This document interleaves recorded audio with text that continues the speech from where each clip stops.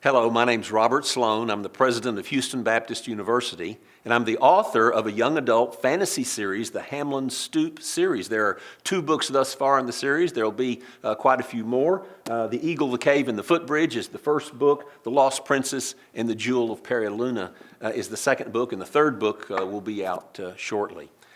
I love fantasy because it's a very special case of story. Fiction involves story. Life involves a story, and stories shape the mind, shape the heart. Stories really are the way human history is shaped, with a beginning and crisis, and then the attempts at rescue and resolution. Story does that, and fantasy does that in an exaggerated and remarkable way. The story is everything. The plot is everything when it comes to fantasy.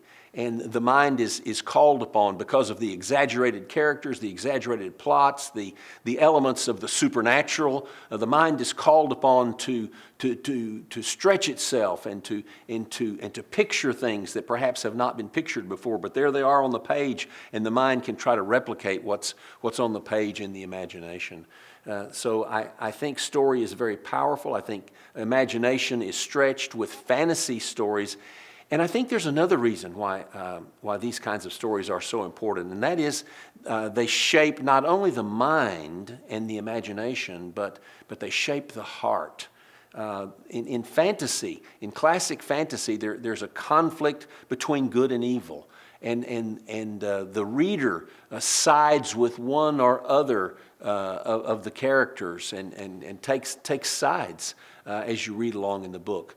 And so the moral character is shaped, decision making is shaped, dilemmas are confronted, steps are taken, there are warnings for the main characters, and the reader feels those same kinds of experiences. So again, story is so powerful for human experience. Fantasy is a very specialized case of story, and it shapes the imagination, the mind, it stretches the mind, and it also stretches the heart and develops moral courage. I hope you'll read these books.